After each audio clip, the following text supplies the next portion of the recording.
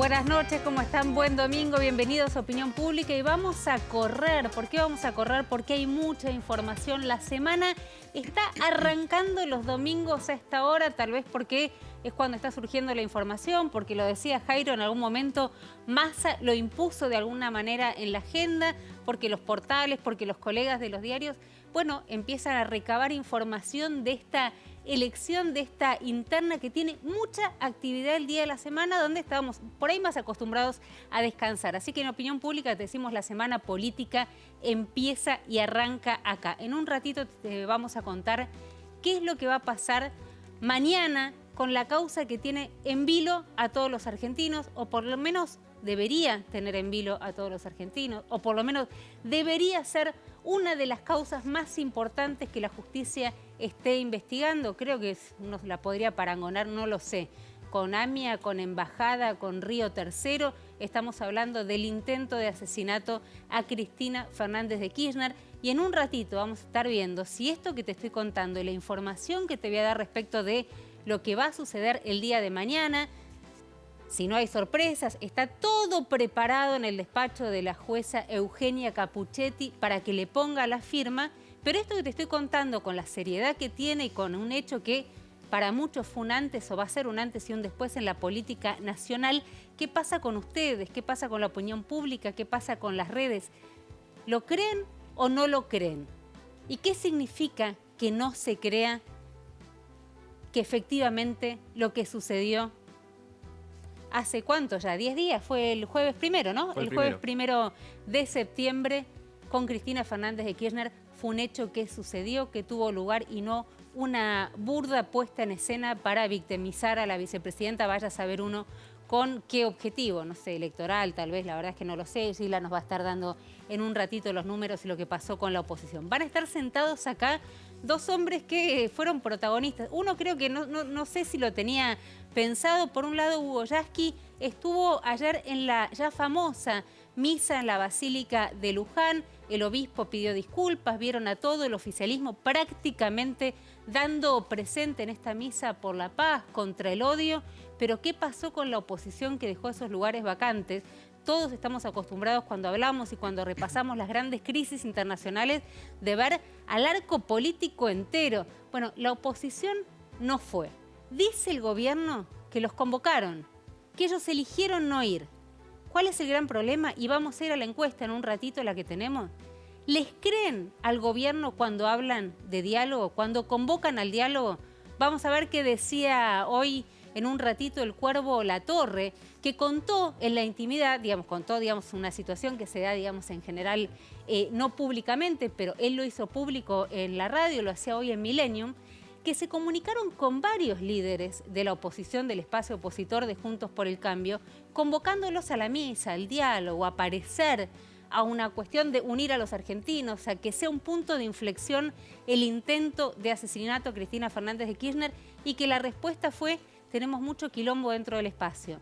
Yo aparecería, yo pondría la cara, pero no me hagas forzar una situación que me haría implosionar el espacio interno. ¿Quiénes no los dejan en la oposición? Está Joaquín de la Torre, se va a estar sentando acá en un ratito nada más, que hoy, justamente hoy, cuando hablo de los domingos que inician la jornada política, creo que desembarcó en el, ¿cómo sería el bullrichismo? Podría decirse. ¿Le decimos así? ¿Le decimos el bullrichismo? Yo creo que pensando un poco en el volumen que tiene hoy Bullrich, ya es posible hablar de bullrichismo, ¿no? Bueno, vamos a tener a uno de los hombres, uno de los pesos pesados que desembarca junto con Patricia Bullrich. Pero vamos a arrancar, ¿por dónde arrancamos, Leo? Por lo que pasa mañana.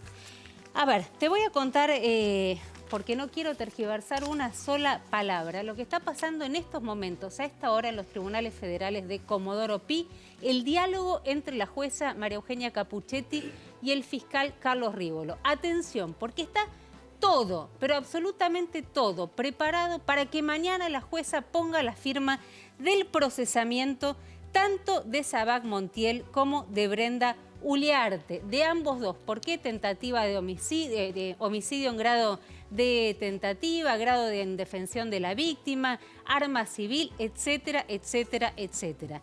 Lo cierto es que mañana se firmaría el procesamiento de ambos. Tal vez ustedes me dicen, pero pará, falta. Eran lobos solitarios, estaban financiados. ¿Qué pasa con el resto de la gente que la justicia está investigando?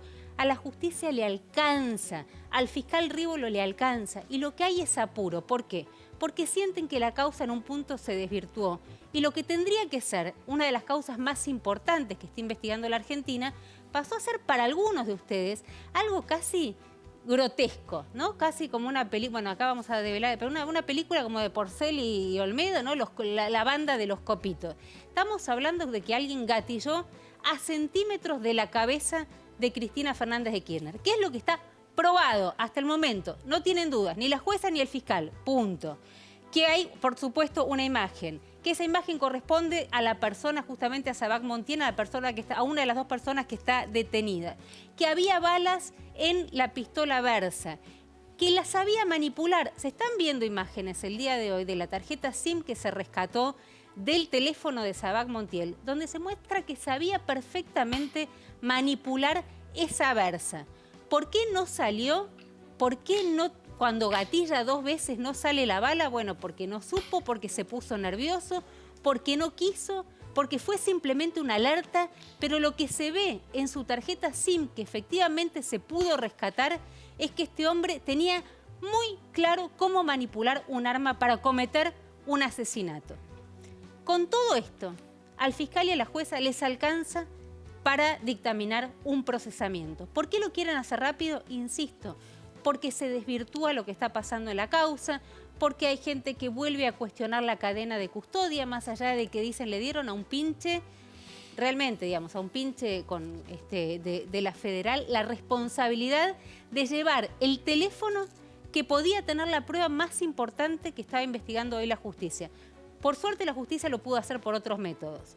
Y si hoy cuestiona la cadena de custodia, la verdad que no parecería, digamos, en términos jurídicos, que vayan a tener mucho éxito ni Sabac Montiel ni Brenda Uliarte. Lo cierto es que va a haber mañana 2 procesados y para la justicia esto es muy importante, más allá de que la investigación sigue, más allá de que es una investigación difícil, porque el fiscal, es un fiscal al que el kirchnerismo no le cae particularmente bien, es el fiscal, el primer fiscal que tuvo en sus manos la causa de Amado Boudou, por ejemplo, que tuvo sobre la mesa un expediente que decía Amado Boudou y realmente además que complicó mucho lo que tuvo que ver con la reforma de la procuración, así que quieren evitar que la política meta la cola, donde la política mete la cola hay un enchastre y quieren rápidamente, a 10 días del hecho, tener procesados. Perejiles, no, procesados. Insisto, está la imagen, están las personas, está el seguimiento del teléfono, está el arma.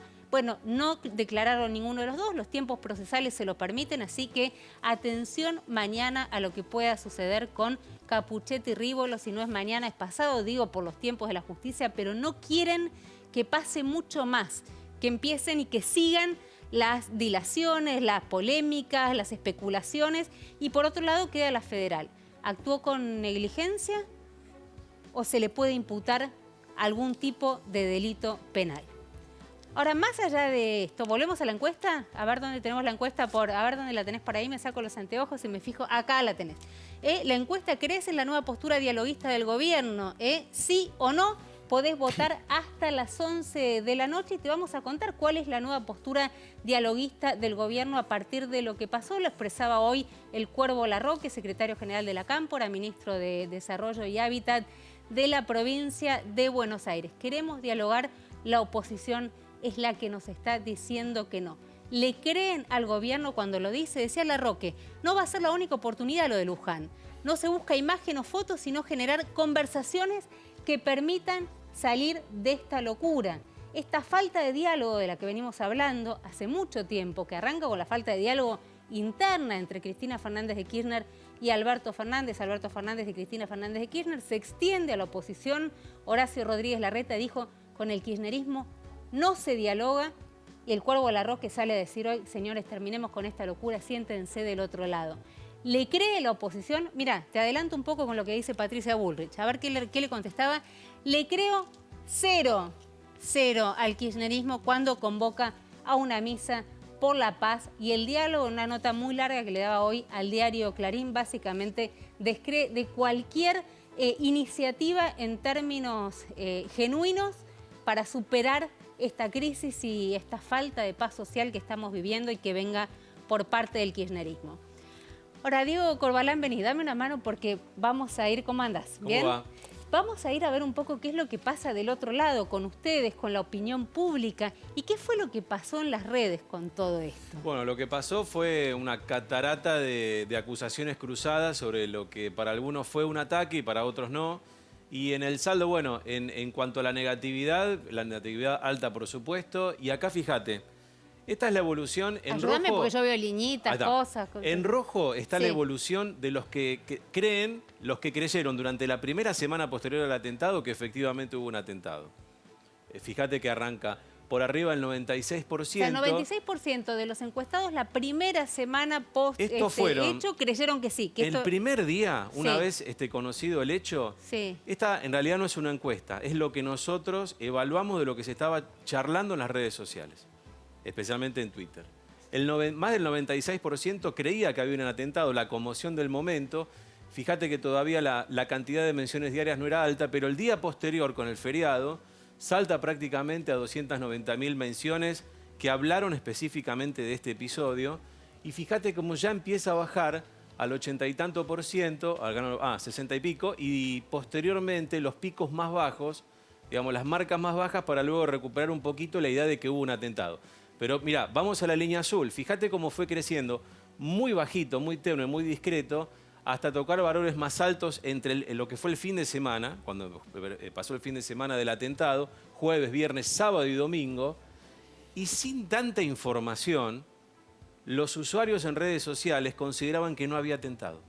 Fíjate vos que acá no estamos hablando de la valoración de la prueba, de lo que surgía en la causa, sino que todavía nosotros lo interpretamos como una suerte de reacción a lo que fue el feriado y la movilización que traccionó el kirchnerismo para defender a Cristina. ¿Sí? Pero Para digo, solidarizarse. si ahondamos un poquito, le voy a preguntar a Sheila, digamos, si rascamos un poquito, sería por qué, digamos, ¿no?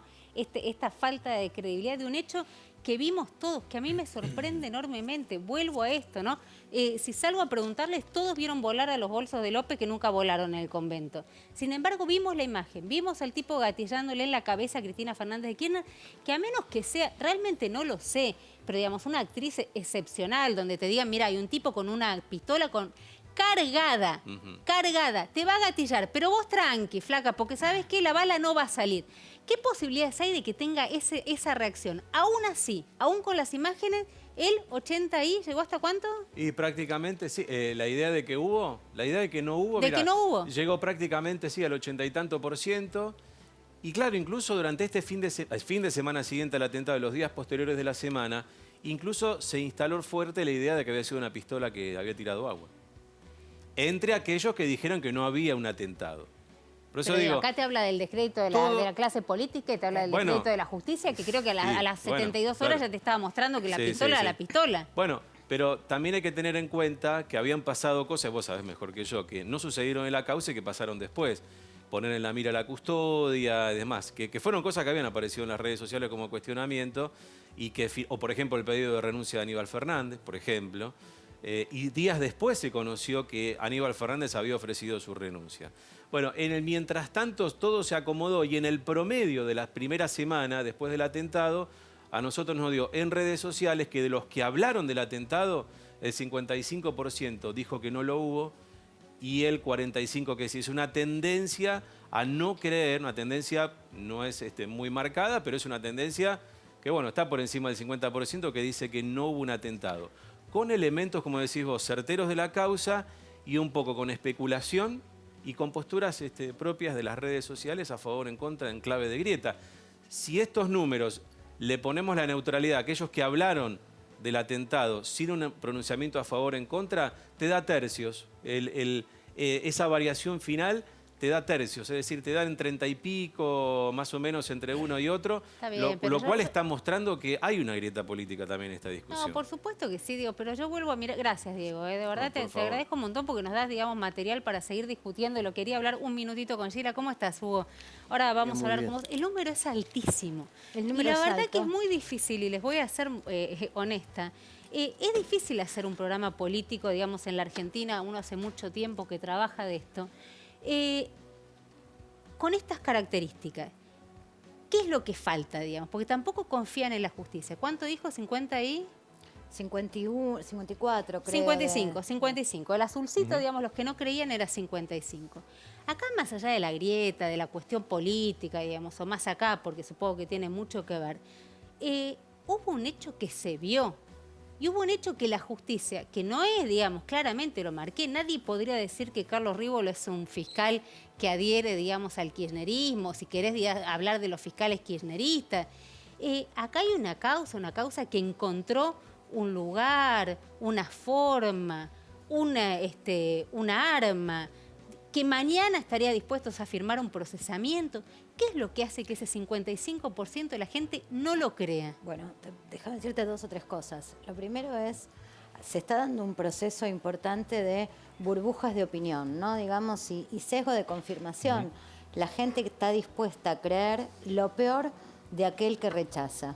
Y no importa que aparezca adelante, tiende a confirmar opiniones. Esto es uno de los elementos. El otro elemento es, viste, nosotros la semana pasada presentamos un relevamiento en caliente, vos viste aquí la fluctuación que había, ¿no? Digamos, o sea, a medida que iba apareciendo noticia, iba cambiando la postura de la ciudadanía.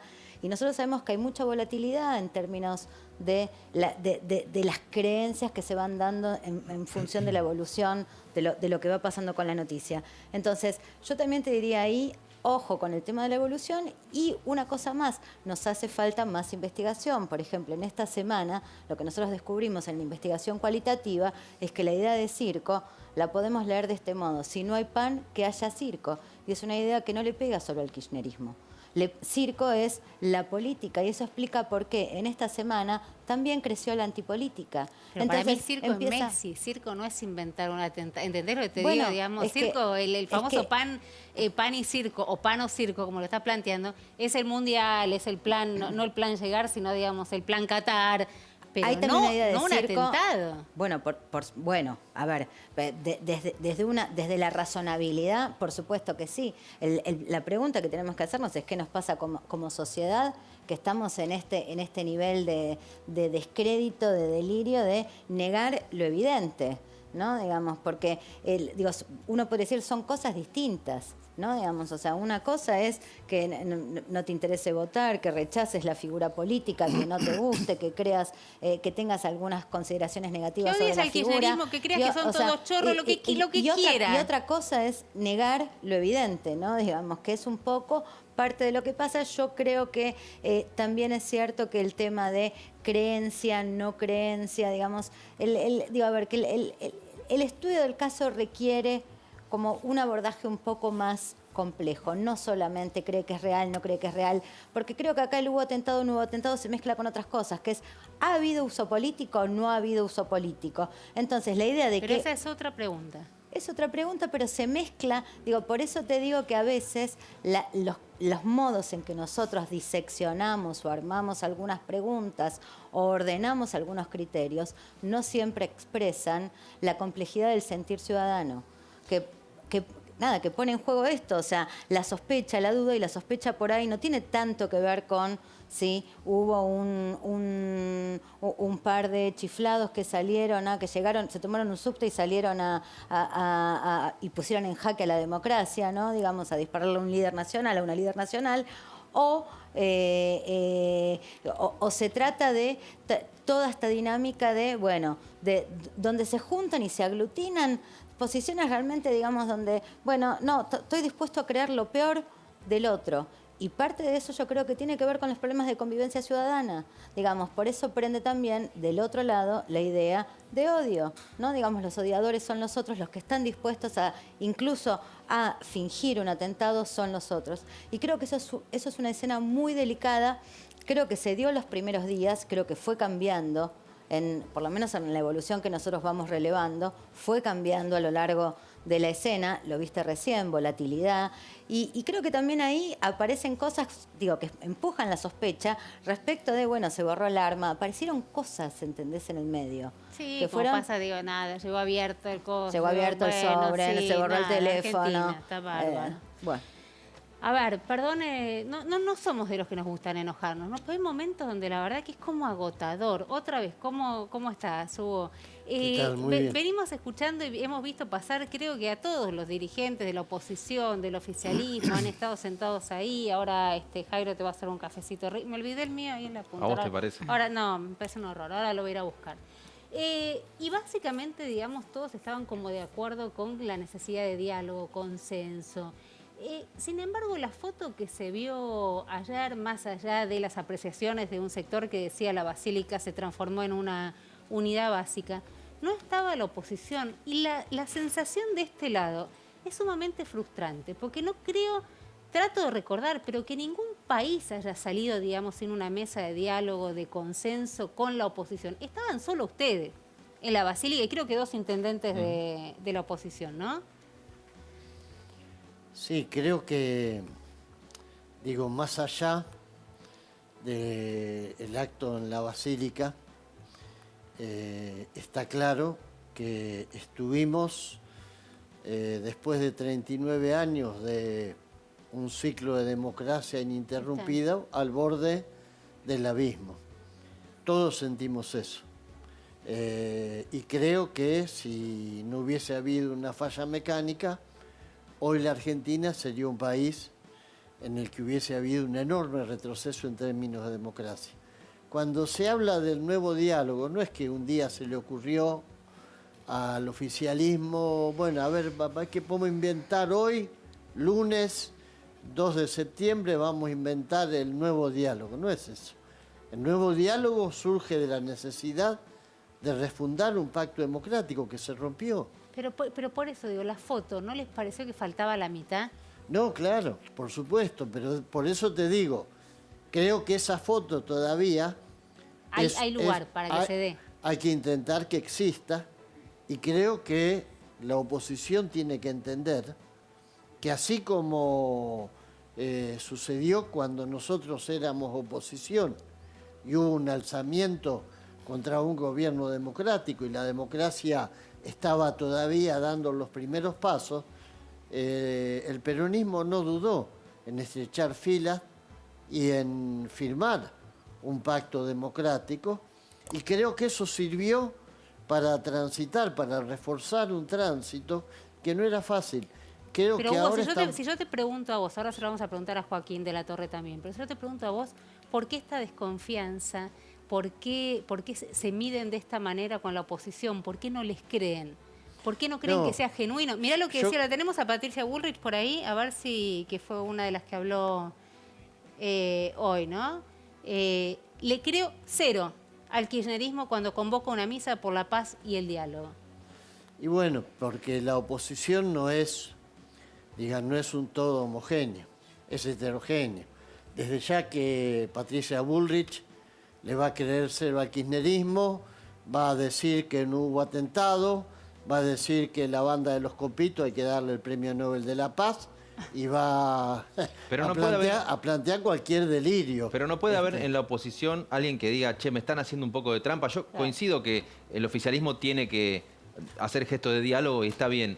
Pero si un día Victoria Donda escribe que detrás del arma están los Bullrich, los Macri, los López Murphy, o un día Leopoldo Moró dice, el PRO se siente incómodo con la democracia. Por más que sean opiniones válidas, el que lo ve del otro lado dice, pará, me estás convocando a dialogar, pero me estás diciendo venía a dialogar, che, HDP, me estás diciendo una cosa medio contradictoria. No, bueno, es lo mismo y que... te hago el café para que respondas. Es lo mismo... es lo mismo que si vos tomaras como expresión de la oposición lo que diga Bullrich o lo que diga alguno de los gurkas de la oposición. Hay distintos sectores. Pero vos decís Bullrich es parte de los gurkas de la oposición. Y sí. Pero sí. Horacio Rodríguez Larreta no. Creo que no. Sin embargo, creo que hay una graduación. Sin embargo, dijo con el kirchnerismo no dialogo. Porque tienen un problema interno, todos lo sabemos. Porque tienen una disputa interna. Esto que vos decías al principio, no, mirá, no me hagas ir. Bueno, el Cuervo Larroque me decía hoy que decían, estamos condicionados, digamos. Lo que querían ir, que no dijo quiénes eran, la verdad es que no lo sé, digo, me condiciona el espacio, me implosiona el espacio si aparezco ahí. No, y es verdad, y es mejor que no se diga, porque si vos lo decís, se termina cualquier posibilidad de diálogo. Es decir, no hay que poner... Yo pongo el nombre de la señora Bullrich, bueno, pues me la pusiste acá en esta pantalla gigante. Bueno, pero fue la que salió a contestar. Claro, y dijo semejante barbaridad. Imagínate, después nos preguntamos por qué en la sociedad hay gente que piensa que no hubo atentado. Bueno, si una referente política, que no es cualquiera, no es Victoria Donda, sin menoscabar a Victoria Donda. Victoria Donda es funcionaria, ¿no? Sí, no, pero la señora Bullrich es presidenta del PRO. Presidenta del PRO, nada más ni nada menos. Pero Nada más ni nada menos. Entonces, si la presidenta del PRO dice semejante cosa, ¿por qué un ciudadano común que de pronto ve en la televisión gente que dice el supuesto atentado y ya se pone en duda, y la presidenta del PRO, al que él votó o ella votó, le dice creo cero, y bueno, dice, Pero, es verdad. Te puedo decir algo, Gila, ya te dijo, perdóname. Tengo un día muy particular. Pero, ¿sabes qué me parece? Por ahí me equivoco, ojalá me equivoque, pero quienes nos están viendo del otro lado, ¿sabes lo que deben estar pensando de toda la dirigencia? ¿Por qué no nos dejan de romper los ovarios? Porque la verdad hay un momento donde, como vos lo decías, Argentina estuvo a nada de una guerra civil si esa bala terminaba, digamos, en la cabeza de Cristina Fernández de Kirchner. La justicia mañana va a determinar que efectivamente eso pudo haber pasado. Y mientras tanto estamos discutiendo con vos, con El Cuervo, con Bullrich, con Cadorna, si se van a juntar o no se van a juntar. Hay una sociedad, vos lo dijiste, al borde del abismo. ¿Sabés qué te seguimos debatiendo. ¿Qué te quiero pedir encarecidamente? Lo que sea. No me metas en la misma bolsa que a los que no quieren el diálogo. No me metas. Ni metas a los que estamos propugnando el diálogo en la misma bolsa, pues estamos hablando de algo muy serio. Pero entonces, ¿por qué no señalan y por qué no exponen a los que no quieren dialogar? La Argentina no resiste una situación como la que se vivió, un magnicidio, no resiste. Coincido. Entonces, si estamos ante un hecho tan grave y hay gente que está propugnando un diálogo, vos podrás decir con buenas artes, con malas artes, creen más, creen menos, pero estamos propugnando el diálogo. Y hay otra gente que dice no metas a todo en la misma bolsa, porque pero, no es lo Hugo, mismo. vos me acabas de decir es mejor que no se sepan los nombres. Yo te pregunto, para todos los que estamos hartos, ¿no es mejor saber quiénes son los que no se quieren sentar? Es mejor que no se sepan los nombres de la gente que en este momento está empujando para que haya diálogo, para que puedan seguir haciendo ese trabajo. Porque vos decís que del otro lado, si se los expone, se inmediatamente los descalifican. Inmediatamente le van a hacer... ¿Quién, por ejemplo? ¿Mauricio Macri? ¿Quién? ¿Te pregunto? No, te doy solamente el nombre que vos pusiste en pantalla. Patricia Presidenta del PRO. No es cualquiera, Hugo, te cambio un segundo de tema. Hoy todo parece menor al lado de un intento de magnicidio. Pero Massa está llevando adelante un ajuste mayor al que proponía Guzmán. ¿Y ustedes que criticaban a Guzmán lo están bancando o yo entiendo mal? No, Massa efectivamente está tomando medidas que si las hubiese propuesto, qué sé yo, la semana que asumió Alberto Fernández, desde ya nosotros, la CTA y otros sectores hubiésemos criticado. Hoy venimos, después de casi 3 años de gobierno, en una rodada donde casi nos llevan puesto. O sea, por eso ustedes bancan recorte de gastos, suba de tasa, suba de tarifa. Había gente que ya hablaba de adelantamiento de elecciones, corrida cambiaria, ataques especulativos, aumentos de precio injustificados. Hoy acaba de publicarse un estudio muy interesante de CEPA, donde plantea cuáles son las ganancias de las empresas más grandes de este país, que son las que más remarcaron. Es decir, hubo un intento de llevarse puesto al gobierno y ahora, en el quirófano en el que quedamos, evidentemente hay medidas que se tienen que tomar. Hugo, vos fuiste anfitrión de Cristina en Avellaneda, ¿cuánto hace? 1 mes y pico que estaba Cristina, y en ese acto Cristina criticaba el ajuste de Guzmán. 2 meses y medio.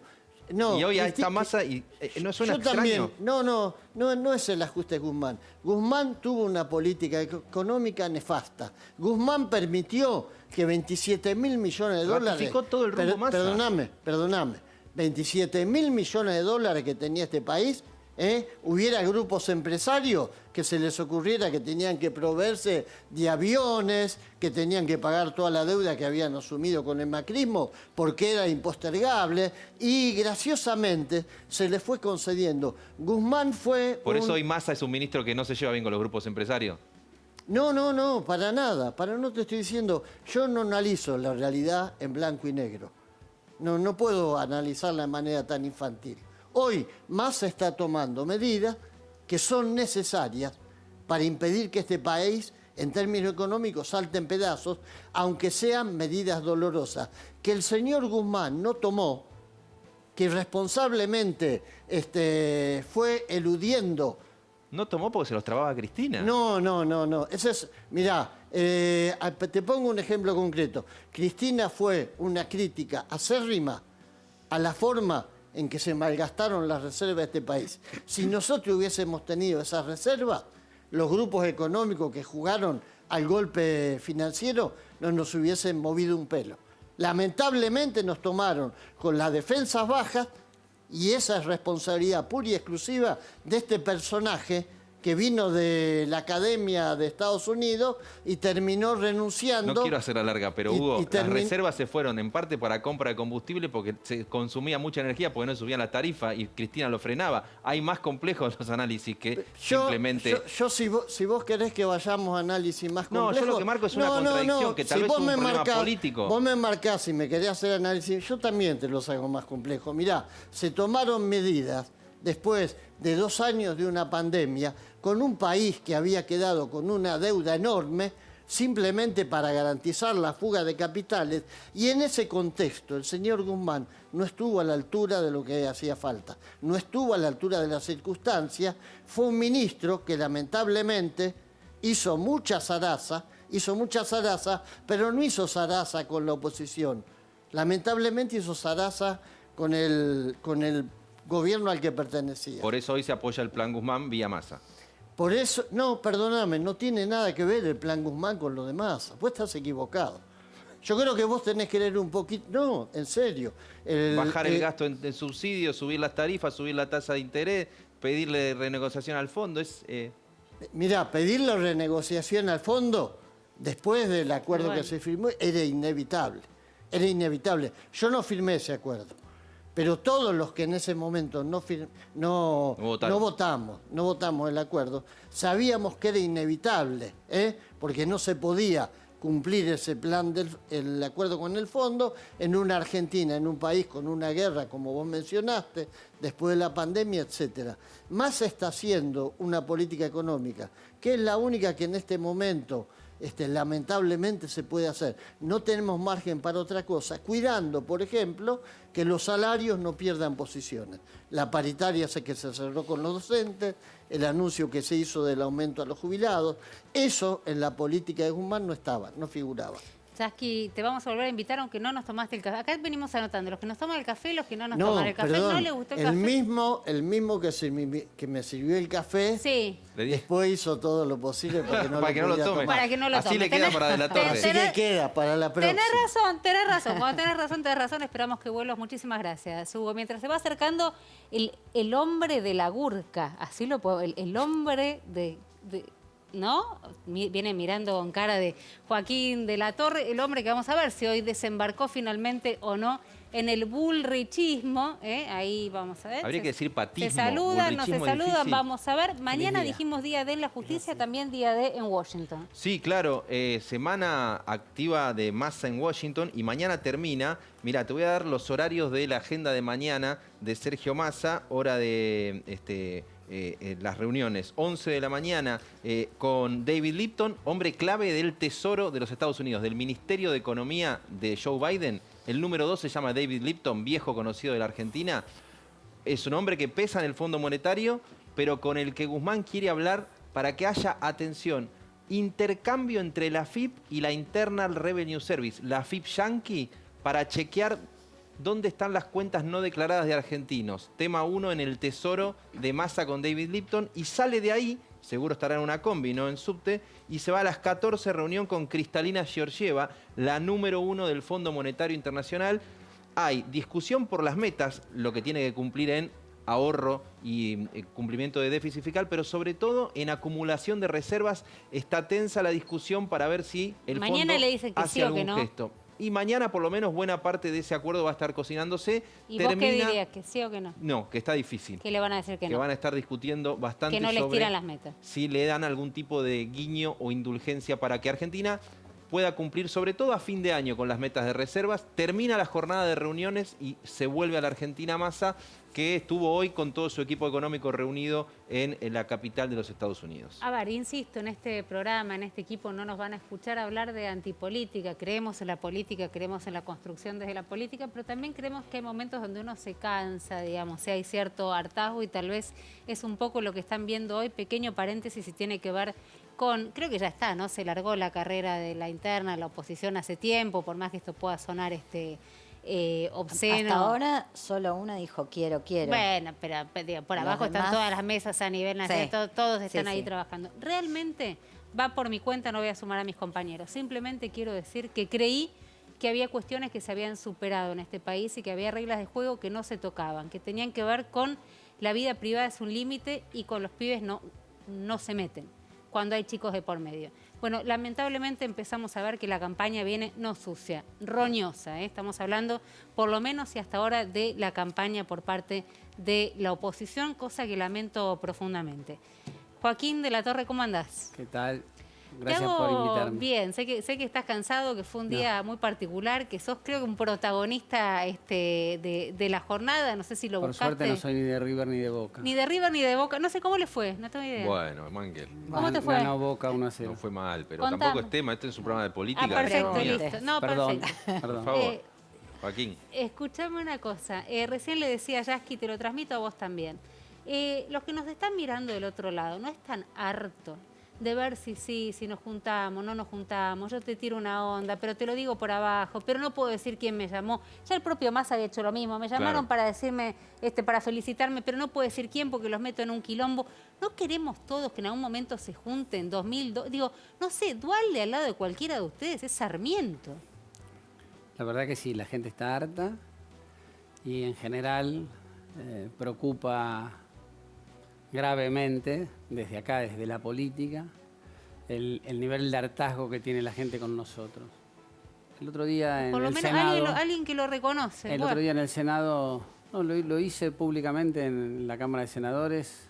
Nosotros hicimos un acto para solidarizarnos con la vicepresidenta y su familia en la provincia de Buenos Aires, tanto los senadores como los diputados. Y yo en el discurso expresé de alguna manera, sin tener claro cómo va a terminar la causa, pero en principio, como todos creemos que va la causa y confirmando tus datos, ¿por qué dos personas sueltas intentan cometer ese acto? ¿Es solamente la vicepresidenta el final de ese camino o en realidad podría haber sido cualquiera de la política? Digamos, la bronca que tiene la gente. ¿Qué hemos hecho nosotros para que esas personas cometan semejante atrocidad? Y creo que si nosotros no reflexionamos nosotros sobre qué hemos generado en la gente, vamos a seguir ahondando esa grieta entre nosotros y la gente, sobre todo porque no terminamos de mirarla a ella y dejar de mirarnos nosotros entre nosotros. O sea, parece que lo que, más allá del hecho y de lo que le tocó sufrir a la vicepresidenta, yo creo que es un buen momento para que nosotros reflexionemos sobre qué mal le estamos haciendo o por qué estamos generando esto en los ciudadanos comunes, porque Ahora, vos- estos dos vos- chicos eran ciudadanos comunes, Ahora, no vos- eran ni de la CIDE, ni de la FBI, Hasta donde ni se sabe, no eran militantes no. políticos de algún espacio en concreto. Hasta donde se sabe, no. Ahora, vos esto se lo pudiste plantear a tu espacio, porque insisto, la foto, la frustración de ver la foto de la basílica. Más allá de que a mí no me espanta que haya sido una basílica, entiendo, digamos, que hay televidentes a los que sí, que pueden entender que una basílica no es una unidad básica, pero digamos, a mí no me hace ruido. Digamos. De las grandes crisis siempre la iglesia, digamos, ha sido un factor importante. ¿No te pareció que tenían que haber estado ahí? Voy a usar palabras que usó recién Hugo Yasky sin querer ser trampa ni una chicana. Habló del acto en la misa de Luján. O sea, claramente eso era una ratonera, digamos. Estaba pensado no para que sea una misa, sino para que sea un acto kirchnerista, digamos. Sino el proceso del llamado al diálogo se hace con determinados pasos, en determinadas circunstancias que no estaban dadas estas circunstancias, sino querían que fuera una misa kirchnerista con algunos miembros de la oposición. Pero vos sos un hombre de fe, vos sos un hombre de fe. A mí no me invitaron. ¿No te pareció que jugó bien la iglesia ahí o se equivocó? A mí no me invitaron, quiero decirlo. No te invitaron. A mí no me Porque invitaron. La Roca y Guado de Pedro hoy dijeron que hubo varias, digamos... Sí, pero a mí no me tocó la invitación. ¿Y si te hubiese tocado? Yo soy un hombre de fe. Yo soy un hombre de fe. Me gustaría ser mejor, pero soy un hombre de fe.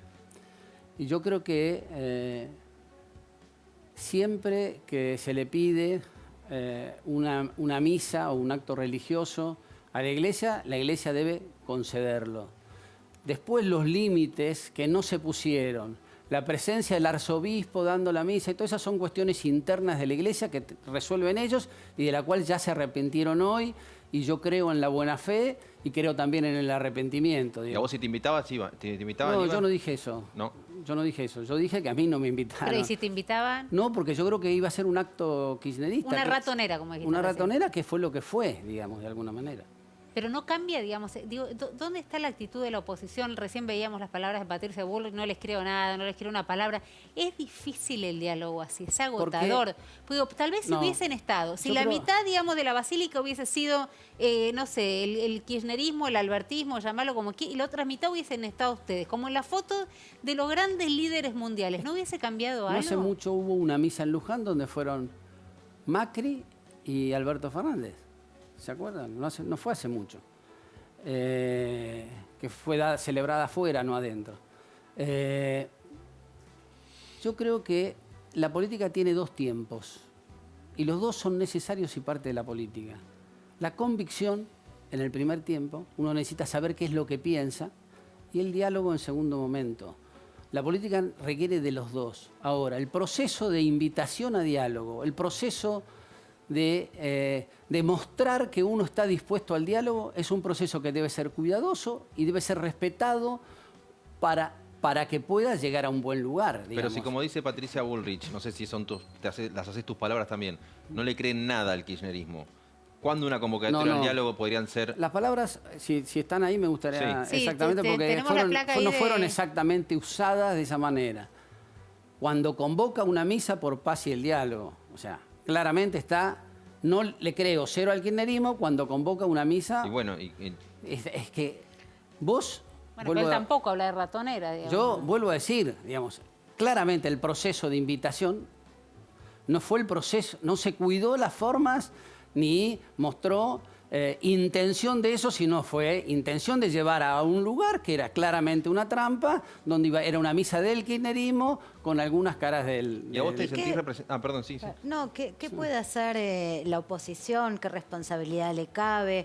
¿Qué iniciativa podría largar para pacificar, para Yo creo- empujar el diálogo? Creo que Digamos, todas las actitudes de la oposición con posterioridad al 1 de septiembre, y hablo de lo que hicimos nosotros en el Senado de la provincia, de lo que hicieron en diputados y cómo nos pusimos a disposición de la vicegobernadora de la provincia y de Teresa García, que es la presidenta del bloque, fueron en ese sentido, todas. No hay un dato que muestre lo contrario. Bueno, salvo que la presidenta del PRO no repudió el hecho. No, todos nosotros hicimos lo que correspondía, digamos. Ahora, si vos me preguntás, ¿la oposición tiene responsabilidad en pacificar la Argentina? Por supuesto que sí. ¿La oposición tiene responsabilidad en que se dé el diálogo? Por supuesto que sí. La oposición es parte de la solución, no es ajena a la solución. Ahora, la convocatoria al diálogo en una misa pública no es una convocatoria a un diálogo. Eso no es.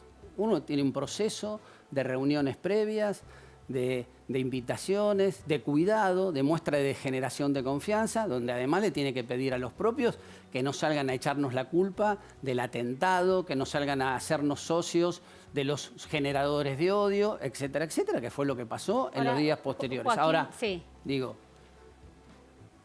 como nosotros tenemos una responsabilidad, y no es que me esté corriendo de esa responsabilidad, como nosotros tenemos una responsabilidad, siempre uno tiene que ser generoso cuando la causa es grande. Y si la causa se muestra que la causa es grande, uno tiene que dejar de lado cuestiones y ponerse al servicio de la patria. Porque, como dije recién, primero es la convicción. ¿Y quién está dispuesto al diálogo? El que tiene convicciones profundas.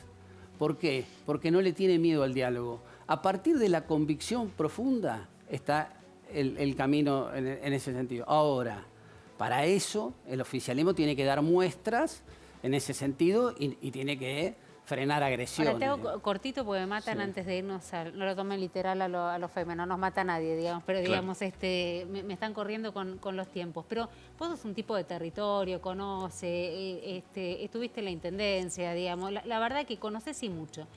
¿Cuántos están pensando en la manera o la dinámica o la forma institucional en la cual se llega a ese diálogo y cuántos están diciendo esto que te digo, bueno, júntense y solucionenlo de alguna manera? Yo el otro día daba cuenta, lo hacía Seba Davidovsky en el programa de radio, contando que el titular de una empresa de galletitas, que produce pepas, no me acuerdo ahora cuál es el nombre, contaba que le estaba yendo mejor, digamos, que nunca históricamente en cuanto a las ventas, porque se están sustituyendo una de las comidas por 2 pepas. Digo, frente a ese escenario económico que estamos viviendo, el territorio que vos conoces, ¿cuánto están mirando la cosa finita de el camino al diálogo y no, digamos, el resultado del diálogo en sí? A ver, 2 cosas para reflexionar. Claramente la situación es grave. Claramente la situación en el conurbano empezó a tener, sobre todo en finales de julio y agosto, índices que preocupan. Y segundo, nosotros tenemos una responsabilidad. Representamos a una masa de votos. Y esa responsabilidad la tenemos que cumplir. Y nosotros no podemos rifar la representación de esa gente. El diálogo es parte de la política. Y eso lo dije 5 veces en este caso, y de eso soy un convencido. Ahora, las condiciones para que se den el diálogo, invitado desde el oficialismo, las tiene que dar el oficialismo. ¿Podemos ir a la encuesta antes de despedirlo a Joaquín de la Torre a ver cómo vamos? Porque a ver si se le cree, digamos, al oficialismo esta cuestión genuina. ¿Alguien lo lee desde ahí, chicos? Sí, ¿quién? Sí, la encuesta sigue diciendo participá. ¿Crees en la nueva postura dialoguista del gobierno? Está el sí y el no. No sé si tenemos actualización de todavía no lo vamos a actualizar. Entonces, si alguien cree... Sí, ahí está. Sí, no tenemos números, ¿no? No estoy viendo números. Pero se nota que una amplia mayoría que dice no. Pero ¿no? una amplia mayoría, digamos, claramente. A ver si lo tenemos para salir. Ahí está. Ahora sí. Ahí, sí, la que sabe... Mira, cómo mira bien Barras, ¿eh? Sabe mirar Barras, ahí está. 30% dice que sí, 69% que no, ¿eh? Esta posición dialoguista que está mostrando Guado de Pedro, particularmente hoy decía el Cuervo Larroque, desde lo que pasó con Cristina Fernández de Kirchner, bueno, no, esta nueva posición dialoguista no se le cree, vos decís no lo vamos a rifar de esta manera, no es de cualquier manera. Otro que va a volver acá, primero porque no le hiciste café, segundo porque tiene unos números para traernos que a mí me interesan sobre cómo está ahora el conurbano. Te lo puedes tomar si te quedas con nosotros. Café, además. Es un buen café, te quedás con nosotros en el corte. Es bonaerense. Es un café bonaerense. Ahí está, es bonaerense. Gracias, Joaquín. El Trus Joyero Relojero reabrió sus puertas y en su nueva y única esquina de Callao y Quintana en Recoleta puedes vender tus alhajas brillantes, relojes y antigüedades a un precio internacional. Además, ofrecen un amplio catálogo de joyas con diseños exclusivos. Visítalos de lunes a viernes de 10 a 18 horas y los sábados de 10 a 14. El Trus Joyero Relojero, un emblema argentino. El Trus Joyero Relojero reabrió sus puertas en la esquina de Callao y Quintana, Recoleta. Compramos relojes, alhajas y oro en todas sus presentaciones. El Trus Joyero Relojero, un emblema argentino. No nos entra absolutamente nada, insisto, es un programa donde te sentás, no llegás ni a tomarte el café, que te tenés que levantar y te tenés que ir. Pasó Boyaski por acá, pasó también de la Torre. Terminamos con la encuesta, ¿eso llegamos a mostrarlo? Tampoco, no. ¿Llegamos a mostrarlo? No. ¿Creen en esta nueva posición dialoguista del kirchnerismo a partir del intento de asesinato a Cristina Fernández de Kirchner. Bueno, la gran mayoría no cree en esta posición. Igual, Sheila, recién me contabas que en los números esto, digamos, no le impactó a Cristina Fernández de Kirchner positivamente. No. Para los que especulaban que invente un atentado que va a subir en los números. Sí, yo creo que es una especulación que ha perdido peso, ¿no? en el último tiempo, porque se empieza cada vez más a ver que, bueno, que fue una impresión de un primer momento, ¿no? Pero bueno, estos 70-30 que vos mostrabas recién es un poco el contorno de adhesión y crítica al oficialismo, ¿no? Te diría que ahí está ordenado, podríamos decir, ¿aprueban? Los que aprueban, le creen. Los que no aprueban, no le creen. Y así estamos en este país tan confuso, donde mañana te vas a enterar qué es lo que pasa con la causa de Cristina Fernández de Kirchner, probablemente 2 procesamientos, y mañana te vas a enterar cómo le fue a Massa en esta gira en Estados Unidos, donde Jairo adelanta, el fondo le va a decir que no. Nos volvemos a encontrar el domingo a las 10 de la noche, esperamos con mejores noticias, ¿no? Domingo que viene a las 10 de la noche acá en el 9, esperando tu opinión pública.